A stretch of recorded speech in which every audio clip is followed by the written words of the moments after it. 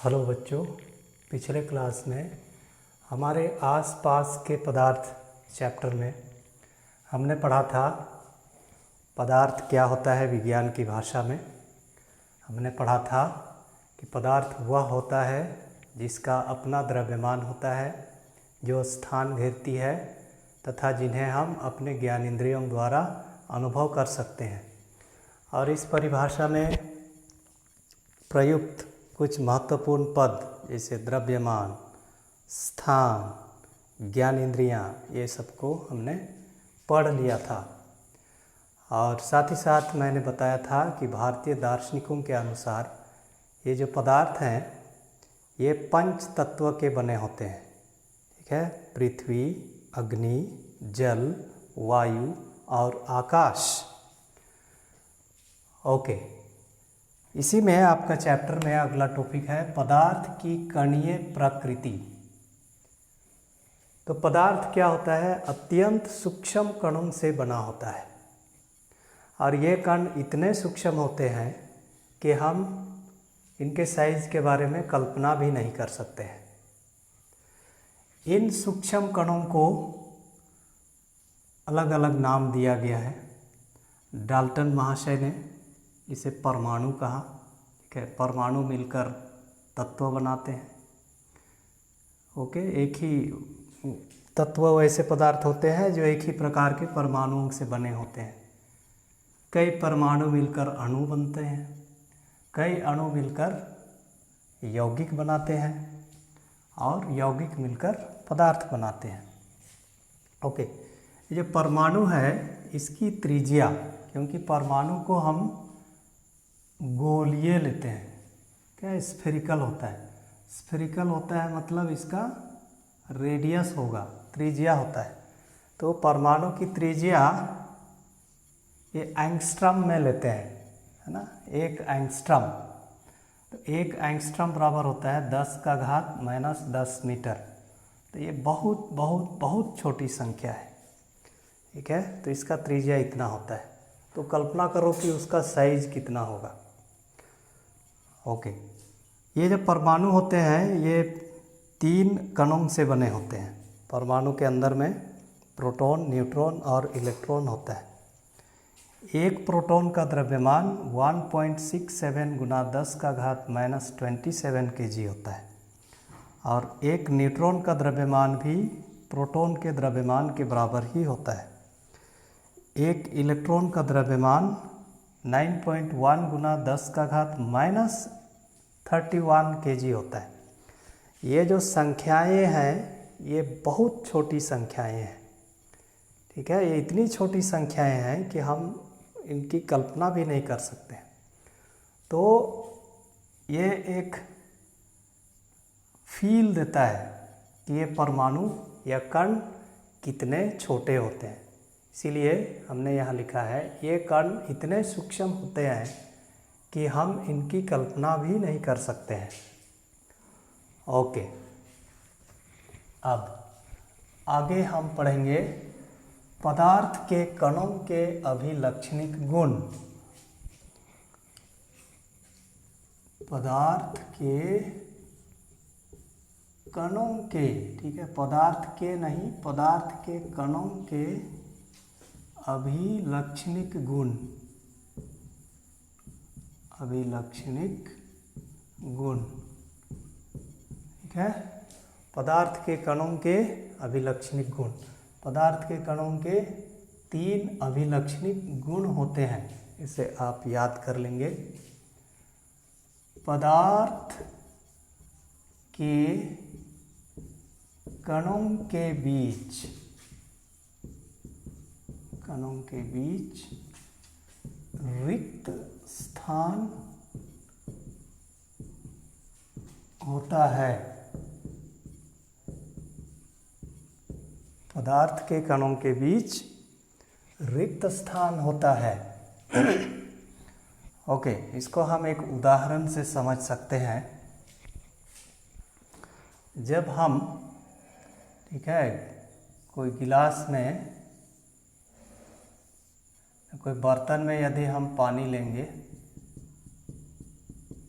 ठीक है, पानी, और इसमें हम क्या पानी होता है H2O, इसका फॉर्मूला है H2। इसमें हम डाल दिए नमक, ठीक है, साधारण नमक, सोडियम क्लोराइड, ठीक है। ये द्रव है, ये ठोस है, तो क्या होगा, पानी के कणों के बीच जो रिक्त स्थान है उसमें नमक के कण समा जाएंगे, ठीक है। तो जब पानी में नमक घोला जाता है तो नमक के कण पानी के कणों के बीच में समावेशित हो जाते हैं। तो ये दर्शाता है कि पदार्थ के कणों के बीच रिक्त स्थान होता है, और ये जो रिक्त स्थान होता है ठोस में सबसे कम होता है, द्रव में ठोस से अधिक होता है, और गैस में ये जो रिक्त स्थान होता है ये सबसे अधिक होता है, ठीक है। ठोस के कणों के बीच रिक्त स्थान नहीं के बराबर होता है, ठीक है, बहुत कम होता है। ओके, ये हो गया ठोस, ठीक है। तो इसमें बहुत कम रिक्त स्थान होता है कणों के बीच में। द्रव में रिक्त स्थान ठोसों से अधिक होता है, ठीक है, ठोसों से अधिक होता है, और गैस में कणों के बीच का रिक्त स्थान बहुत अधिक होता है, ठीक है, बहुत अधिक होता है। तो एग्ज़ाम में पूछा जाता है कि किनमें कणों के बीच का रिक्त स्थान सबसे अधिक होता है। तो गैस में कणों के बीच का रिक्त स्थान सबसे अधिक होता है। ओके, इसका मतलब है कि ठोस में कणों के बीच की दूरी बहुत कम होती है।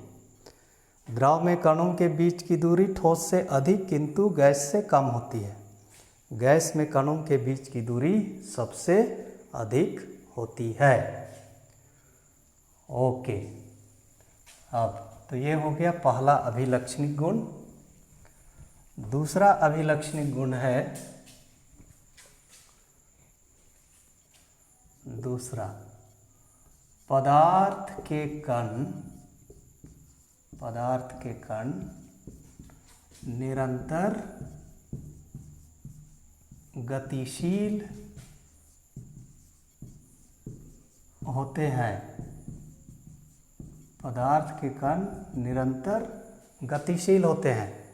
इसका मतलब है पदार्थ के कणों में गतिज ऊर्जा होती है, गतिज ऊर्जा होती है।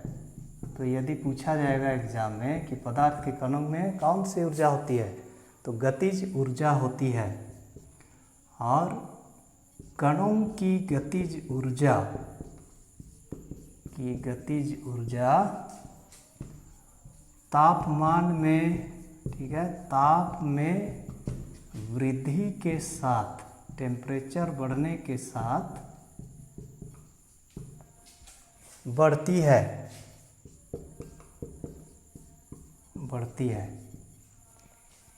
ठीक है। तो कणों की गतिज ऊर्जा का क्रम, ठीक है, गतिज ऊर्जा का क्रम,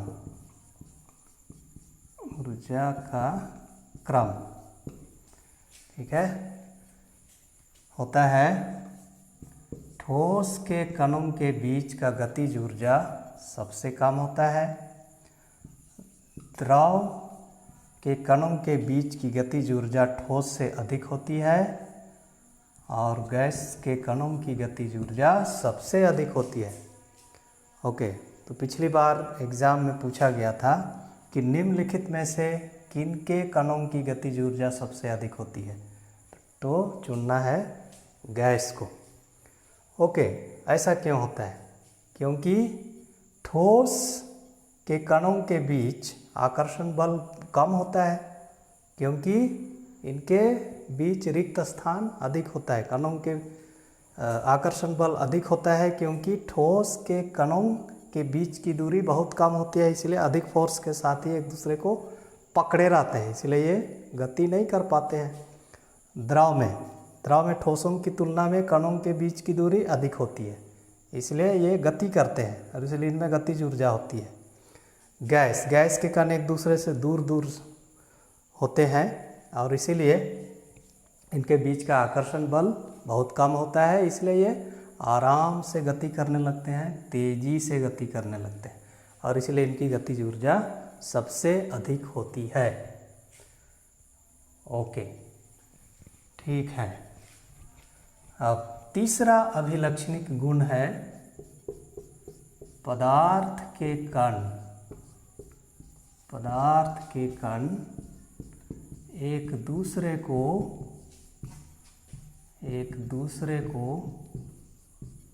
आकर्षित करते हैं।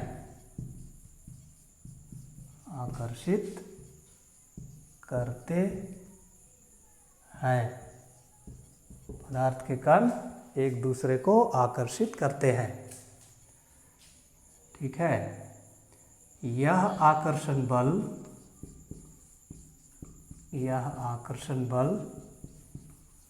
कणों को एक दूसरे से बांध कर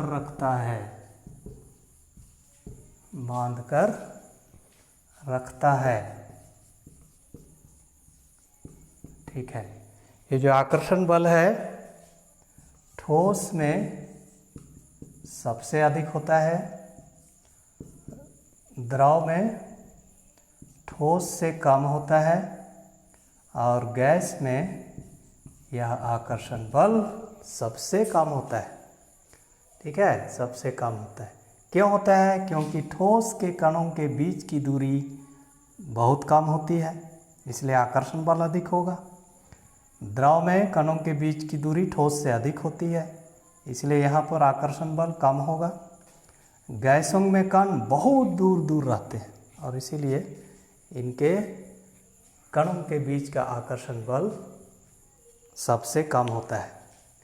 ओके, तो एग्जाम में पूछा जाता है पदार्थ के कणों के अभिलक्षणिक गुणों को लिखें, ठीक है। तो लिख देना पदार्थ के कणों के बीच रिक्त स्थान होता है।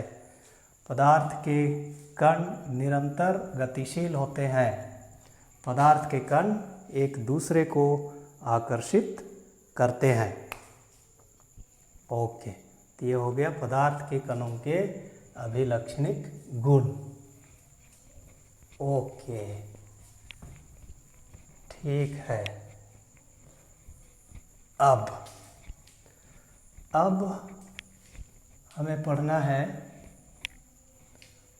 पदार्थ की भौतिक अवस्थाएं। ओके, उससे पहले हम एक टर्म सीख लेते हैं, विसरण, ठीक है। इसको बोलते हैं डिफ्यूजन।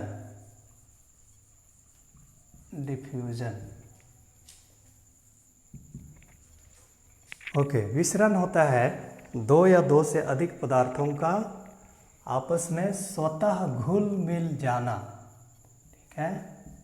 दो या दो से अधिक पदार्थों का आपस में स्वतः, ठीक है, जबरदस्ती नहीं, अपने आप स्वतः घुल मिल जाना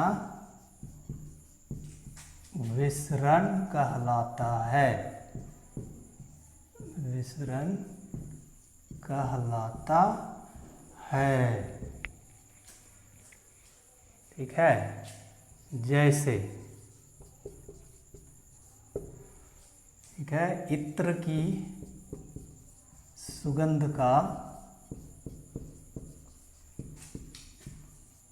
का पूरे कमरे में फैल जाना, यदि हम इत्र की शीशी को कमरे के किसी एक कोने पर हम खोल देंगे तो क्या होगा, इत्र की सुगंध हवा के साथ विसरित हो जाएगी, वायु के साथ विसरित हो जाएगी, घुल मिल जाएगी और पूरा कमरा में फैल जाएगा। ओके, तो यह जो विसरण का गुण है, ठीक है, ठोसों में विसरण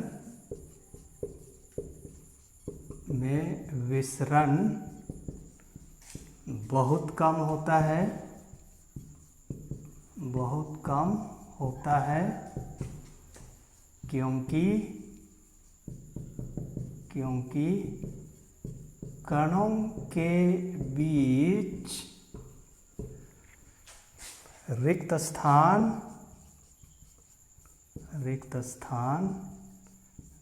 नगण्य होता है, मतलब नहीं के बराबर होता है ना, कुछ तो होता है लेकिन बहुत कम होता है। ओके, द्रवों में विसरण ठोसों से अधिक होता है,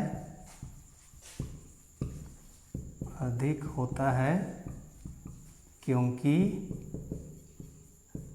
कणों के बीच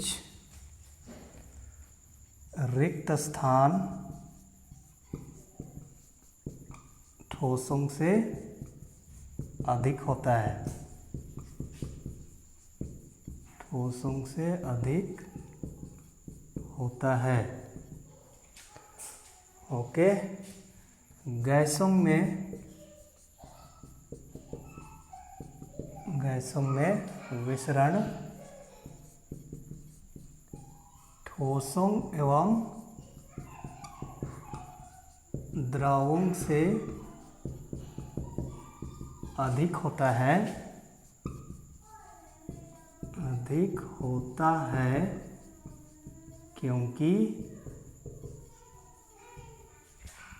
क्योंकि कणों के बीच रिक्त स्थान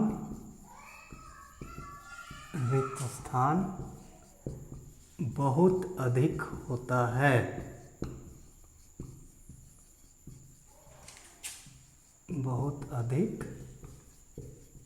है, तो यह विसरण की प्रक्रिया है जो है यह ठोसों और गैसों की तुलना में, ठोसों और द्रवों की तुलना में गैसों में बहुत अधिक होता है।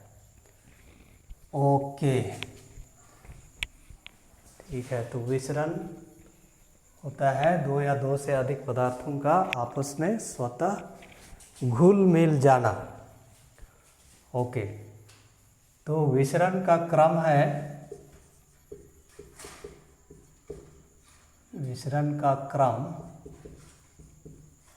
ठीक है, ठोसों में सबसे कम,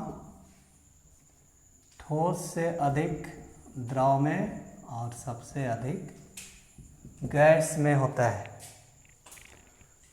ओके, साथ ही साथ ये जानना है कि ये जो विसरण की प्रक्रिया है, विसरण की प्रक्रिया तापमान बढ़ने के साथ